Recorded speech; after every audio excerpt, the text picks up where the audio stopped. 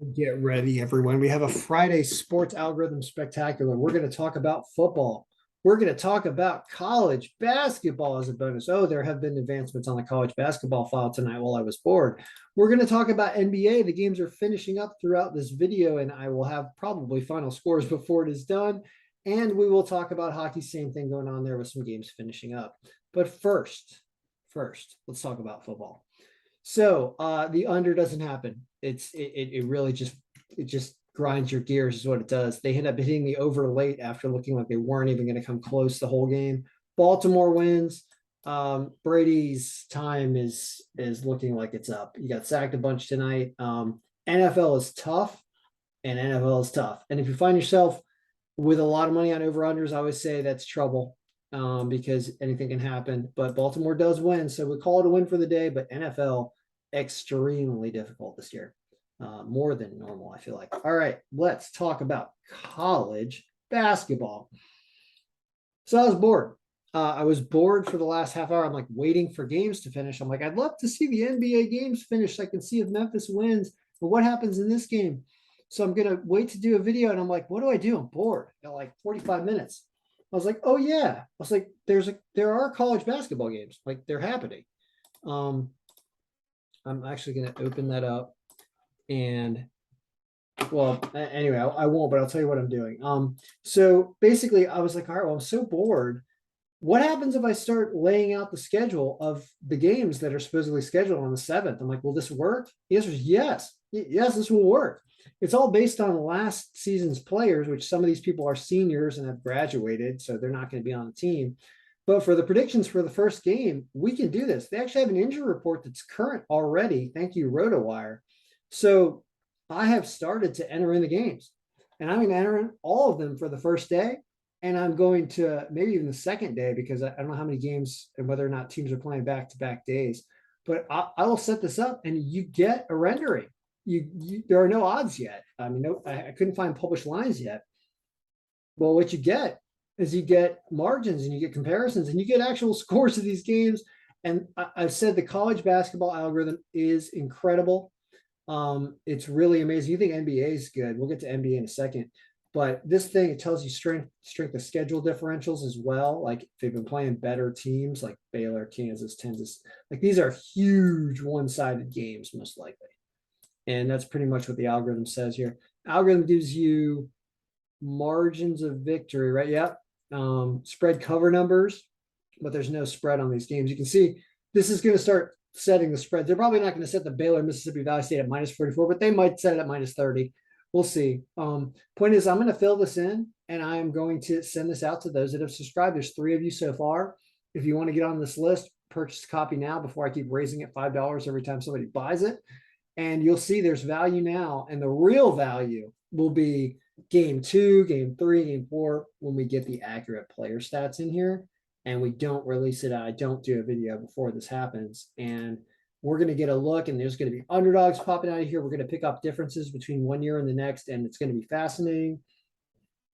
So I'm super excited because look at that. I just have to sit down and enter all these teams, and you can enter them in yourself. There's actually a drop-down menu if you look at the schedule. And, you know, if Liberty is playing Air Force, that's what it'll look like, and it'll give you a score. You can simulate any game right here based on last year's stats, of course. That's not optimal, but for the first game, we have no other choice because there's just no other stats yet.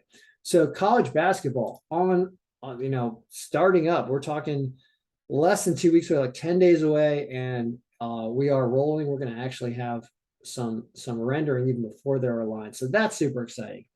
Let's talk about NBA. Are these games over yet? Miami, Golden State, Memphis, Sacramento. What are you guys doing? I'm refreshing my phone. There's 2 minutes left, and Miami is down 105 to 113, and Memphis is up 116 to 102 with 5 minutes left. I mean, the Golden State game, I'll keep an eye on, but let's call those finals for now, just to see what happened here. So we're looking at last year's version, which I said is the best one to choose at this point. However, I talked about some injuries in this game, which made this game suspect. If Golden State holds on, you end up with a 3-1, and you've got these injuries that you would have had to work on. Well, what about under current season stats, which was the other way to look at this? I don't know. That looks pretty darn good too. That's Dallas covering and winning like we needed them to, and Golden State winning also and higher up on this list, and the Thunder actually winning this game. And the injuries that we reviewed kind of made that a little more obvious. And then you just have this at the bottom, but Memphis was number one in last year's stats. So if you kind of married the two of these together, which is what I did when I analyzed the file and did the video earlier today. You got everything and it told you to stay away from the Golden State game. So, which I probably could have told you to take. What happens in the current version though? No, they were up there. I should have told you to take them, but they were minus 245. Did they cover? They did. Or they are covering, actually. They are up 8. We don't know yet. Actually. So we'll keep an eye on that game. Point is, NBA does have a good day. NBA has a reasonable day. It just points out how obvious it is that NBA and college basketball, as you will see, is just so much more reliable, and it's a better sport to play because there's just a reliability factor and good lines all over the place. That Oklahoma City plus 6.5 or 7 is what it was at, was not a problem. I mean, when I took both today, and I hit everything on my basketball picks. I did Dallas, took Oklahoma City plus, and I took Memphis, and they are up by 14 with 5 minutes left. So we'll just assume that they win. So that's NBA. Talk about hockey. Hockey's tough. I'll keep saying it. Hockey's tough. I'll tell you that as someone who pays attention to hockey, like understanding that Ottinger's a really good goalie. What I did with the hockey file also while I was bored waiting for these games to finish is I took a look at everything and said, well, I want to bring the score of this game down. The score of this game was about a little higher before. I went in and I changed some formulas related to the goalie factor. I wanted to give good goalies, better goalies, a better ability to lower the score in the game, essentially. And I did that, and it lowered things a little bit. You can see this is a 3-2 game, and they win 2-0 as opposed to 4-2, 4.2, 4-2.6, I think is what it was before. So I was able to shrink things a little bit, and I think it looks a little better. But we're still 5-5. I did take Montreal against the algorithm's advice. You can see it's a little closer game here. They do win. Detroit does not perform, and I lost on them. I took them, and they just no. Boston, much better team. So too close there. Ottawa does not perform. They had a player hurt, I believe, in this game. A big player hurt. That hurts. Philadelphia wins plus 175. Way to go, Philly. Had that. St. Louis doesn't do it back-to-back games. Nashville really pounds them. Chicago almost. Chicago plus 1.5 covers, by the way. I took them to win, unfortunately, and they lost. Dallas, I took the under in this game. I took the Caps for fun and lost with them, but I did take the under and win. I have Seattle here.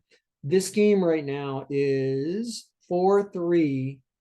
Vancouver in the third with about 11 minutes left. We'll see if they can hold on.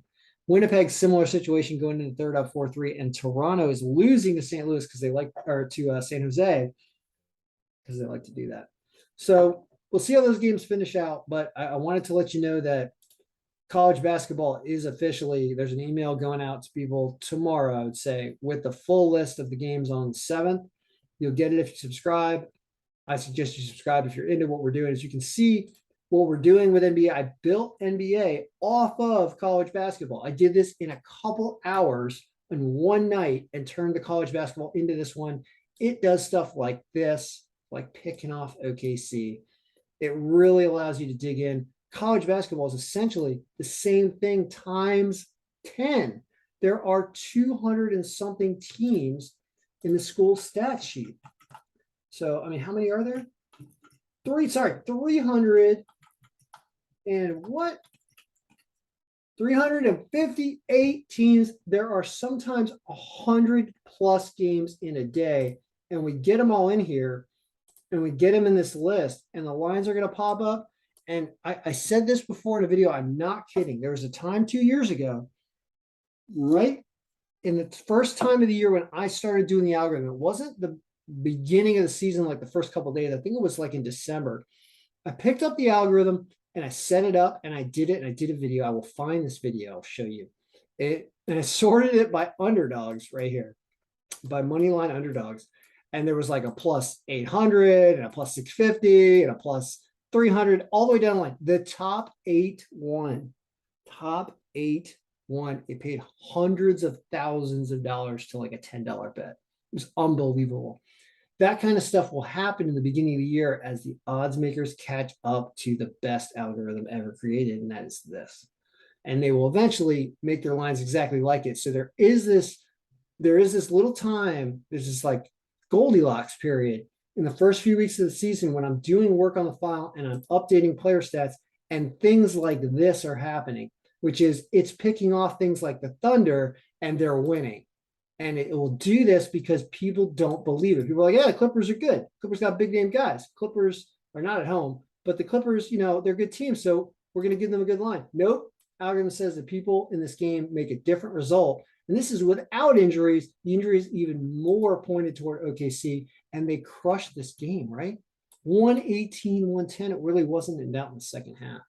So get ready for that with college basketball. And I hope that you won some money tonight. I didn't really, because I did too many silly things like taking Detroit and putting them on my picks, and a football game lost. Football game crushed all my tickets. Because, of course, I had alternate unders and unders all over that board. I had Baltimore to win and the under, and that just fell apart. So it's funny because this happens all the time the way I bet. So I'm used to it. But the algorithm really tries to get things perfect. And you can see that in a sport like NBA and college basketball, it's much, much better at getting things basically perfect, as opposed to NFL where crazy stuff happens, or as opposed to NHL where there's just a bounce off a post and there's nothing you can do about it. A game I love to watch him play, and I really enjoy watching games I bet on, but I understand that it's not like basketball. There are more points in a game like basketball. There's more time for a team like the Mavericks that actually dropped down below the Nets in the first half to be a better team, to come back and to win. And so the more I do this, the more I realize that there's the more points in a game like basketball, and even football more than hockey, you should be able to predict the winner more when there are more points in the game, simply because of the nature of scoring. So that's the update for Thursday night recap and Friday preview. Oh, I have a Friday preview. Sorry. Watch this for those who stuck around. I have a preview for tomorrow. Look at this. Want to see tomorrow? Here's tomorrow. Under current version, we got underdog here of Utah and Cleveland. We got a huge margin for Utah. That makes sense. What about last year's stats?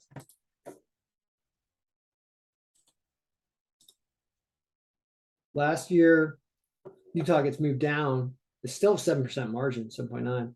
And these underdogs get moved down. People see the odds makers are still working off last year because I told them use last year. I want to move to this year already. I want to move into the future faster. So that gives you, that Utah plus 8.5, huge margin, right? I mean, they're playing Denver. Denver is not really impressive. Denver win that game the other night. Denver, 2 nights ago. Denver, they did against an injured Lakers though. You can see that. I mean, this is all the way up at 15%. Cleveland over the Celtics. So that's kind of interesting. Rest of the stuff's kind of normal. That's basketball's preview for tomorrow. The hockey also set up hockey with sample goaltenders. Hockey for tomorrow is right here.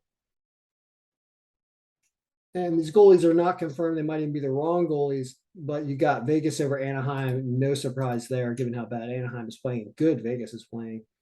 Close game that Colorado wins. Really close game between the Islanders and Carolina. That would be the tie game. Boston back-to-back game beating Columbus.